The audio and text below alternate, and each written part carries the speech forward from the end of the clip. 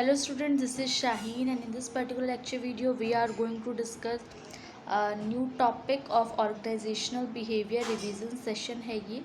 और इसमें आपको डिस्कस कराऊंगी मैं कि एक परसेप्शन होता है क्या है। And before starting the lecture मैंने टेलीग्राम पे इम्पॉर्टेंट जितने भी PYQ एनालाइज किए हैं उसके पॉइंट ऑफ व्यू से दे दिए हैं। अब आप लोगों का काम क्या है, उनको गो थ्रू करो, एनालाइज करो।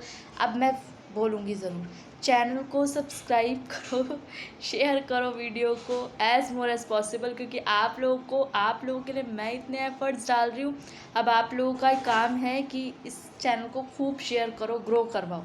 चलो आगे स्टार्ट करते हैं। परसेप्शन का जो सबसे पहला पॉइंट है वो परसेप्शन का मतलब होता है कि हम किसी भी चीज़ को देखकर अपने दिमाग में क्या सोचते हैं। जैसे हमारे 5 सेंसेस हैं और इन सब सेंसेस के अंदर हम चीज़ को देखते हैं, सुनते हैं, तो उससे हम क्या ऑब्जेक्टिव है उससे हम क्या समझते हैं, वो है परसेप्शन। हर एक इंसान का परसेप्शन अलग अलग हो सकता है। मान लो रेड कलर को देख के रोज़ की किसी को याद आए, किसी को रेड कलर देख के चेयर की याद आए, या फॉर एग्ज़ाम्पल, ये बेटर एग्ज़ाम्पल नहीं था, मतलब समझ जाओ कि मैं क्या कहना चाह रही हूँ। Perceiving that is giving meaning to the environment around us, और जो एक ऐसी प्रोसेस होती है जिससे सेंसरी इम्प्रेशन जो है वो इन्वायरमेंट से हम समझते हैं। अगर परसेप्शन की बात करूं, परसेप्शन सेंसेशन से अलग है। परसेप्शन बहुत ज़्यादा अलग है। अगर मैं उसकी सेंसेशन की बात करूं तो परसेप्शन किस पे डिपेंड करता है, perception depend upon the sensory raw data, जिसको हम फिल्टर करते हैं, मॉडिफाई करते हैं, चेंज करते हैं अपनी सेंसेस के हिसाब से। ठीक है, तो ये हो गया आपका परसेप्शन।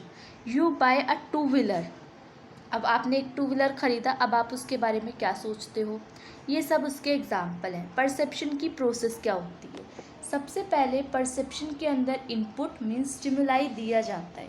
कुछ ना कुछ हम क्या करेंगे, उसको ऑब्जेक्टिव देंगे, और फिर उसके बाद थ्रूपुट्स मीन्स उसके प्रोसेस होती है। इनपुट के बाद उसकी प्रोसेस होती है एंड देन आउटपुट एक्शन निकलता है। जैसे कि हॉट कप को आप टच करोगे तो सबसे पहले क्या होता है कि हमने उसको टच किया, ये इनपुट हुआ, फिर हमारे माइंड तक वो सेंसेस तक पहुंचा कि ये गर्म है, आउटपुट आया कि हमने अपने हाथों को पीछे कर लिया। तो ये एक एग्ज़ाम्पल है जो कि आपका इस पे वर्क करेगा।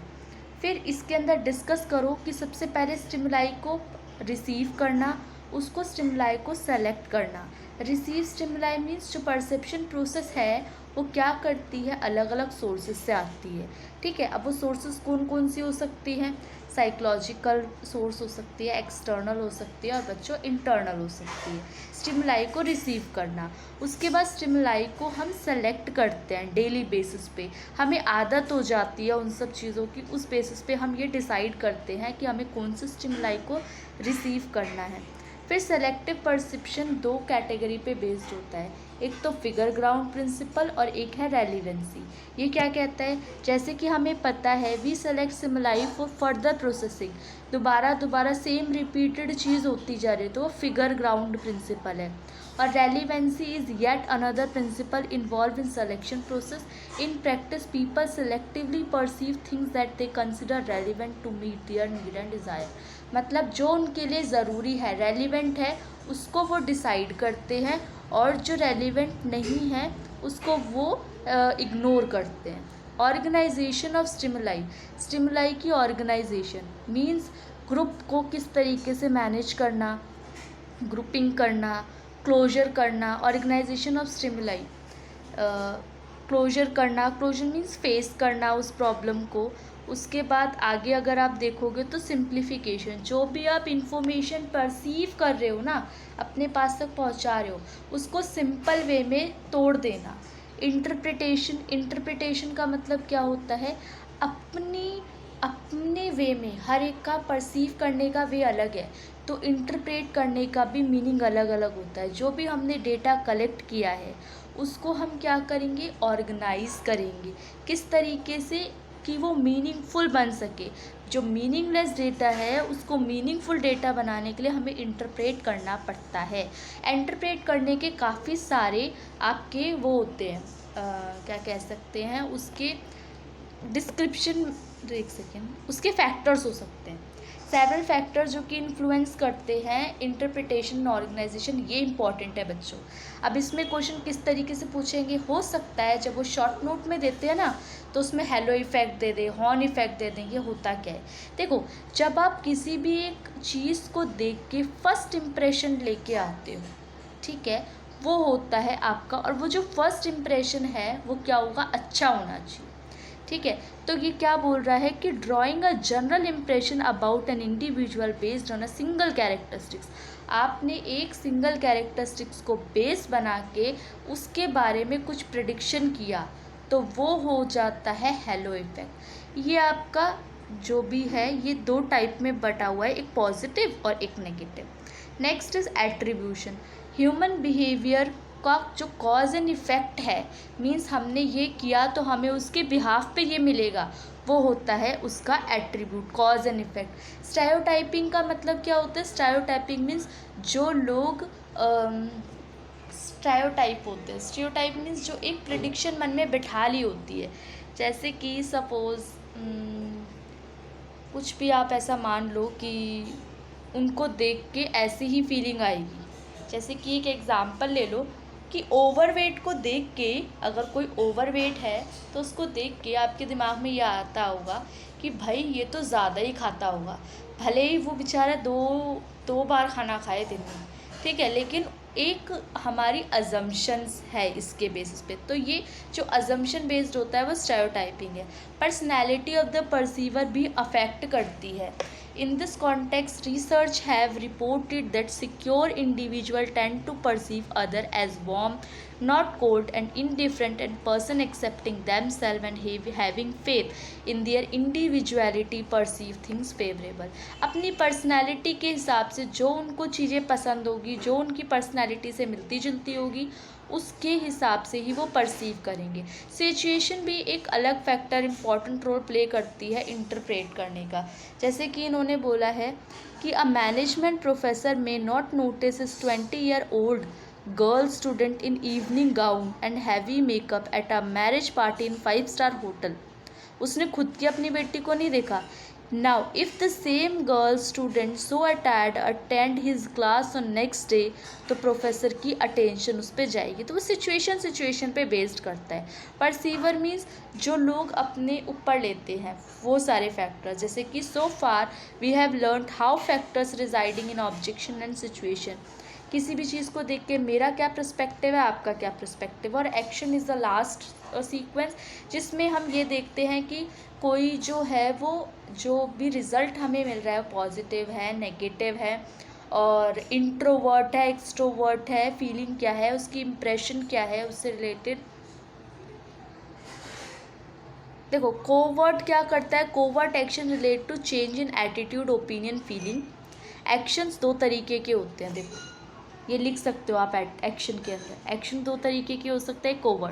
कोवर्ट बदलाव से होता है, एटीट्यूड, ओपिनियन, फीलिंग, इम्प्रेशन।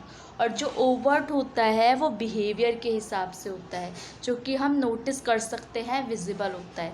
लेकिन जो अंदर वाला होता है, अंदर वाला मीन्स हमारा ओपिनियन, हमारी फीलिंग, वो जो होता है वो कोवर्ट होता है। कौन कौन से फैक्टर्स परसेप्शन को अफेक्ट करते हैं, सबसे वन इज़ इंटरनल फैक्टर और एक्सटर्नल फैक्टर। इंटरनल फैक्टर कौन सा हो सकता है, जैसे मेरी ज़रूरत, मेरी इच्छाएँ, मेरी पर्सनैलिटी, मेरी थिंकिंग, मेरा एक्सपीरियंस, ये सब मेरे इंटरनल फैक्टर्स हैं।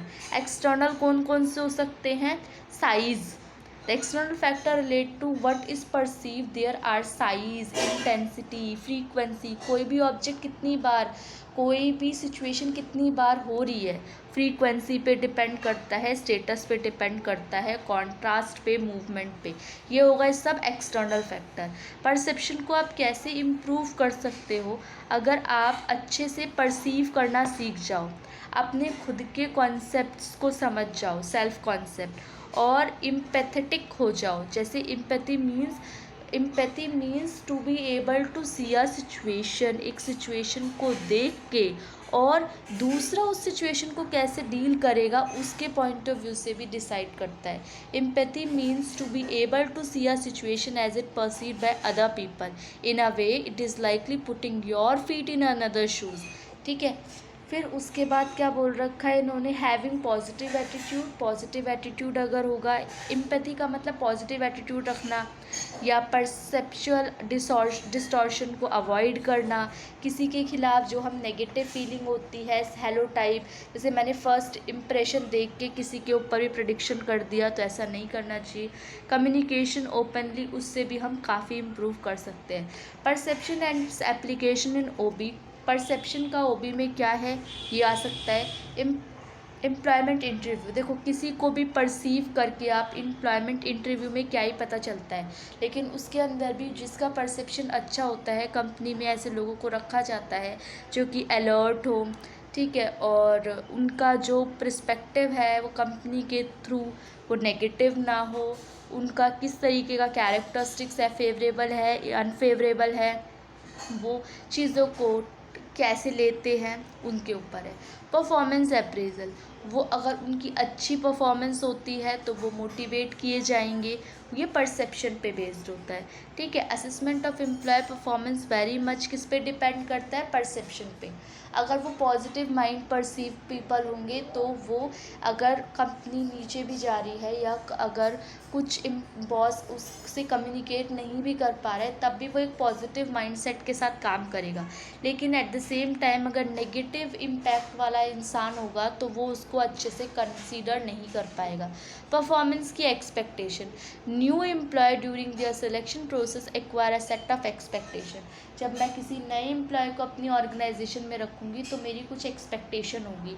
अच्छा, एक्सपेक्टेशन और जो एक्चुअल में होता है उनका डिफरेंस भी परसेप्शन ही दूर करता है। एम्प्लॉय का एफर्ट, एक बहुत सारी ऑर्गेनाइजेशन के अंदर एम्प्लॉय के परफॉर्मेंस परसेप्शन के बेसिस पे होता है। एम्प्लॉय का फ्यूचर ऑर्गेनाइजेशन के ऊपर निर्भर करता है। जितने ऑर्गेनाइजेशन गोल पूरे कर पाएगा उतने ही एम्प्लॉय का अपने वो बहुत अच्छा होता जाएगा, स्टेटस वगैरह बढ़ता जाएगा। Assessment of an individual performance is a subjective judgement and thus susceptible to perceptual distortion. Employ की लॉयल्टी भी, अच्छा, वाइल असेसिंग एम्प्लॉय को असेस करते वक्त मैनेजर ये भी देखता है कि वो लॉयल है ऑर्गेनाइजेशन के साथ। अगर ऐसी सिचुएशन बेस्ड क्वेश्चंस पूछे जाते हैं उनसे, अगर ऐसा होगा तो आप कैसा रिएक्ट करोगे, अगर ऐसा होगा तो कैसे रिएक्ट करोगे। तो जब आप इंटरव्यू वगैरह कंडक्ट करते हैं, जब बड़ी बड़ी ऑर्गेनाइजेशन में जाते हैं, तो उनके अंदर आपकी परसेप्शन को भी एनालाइज किया जाता है।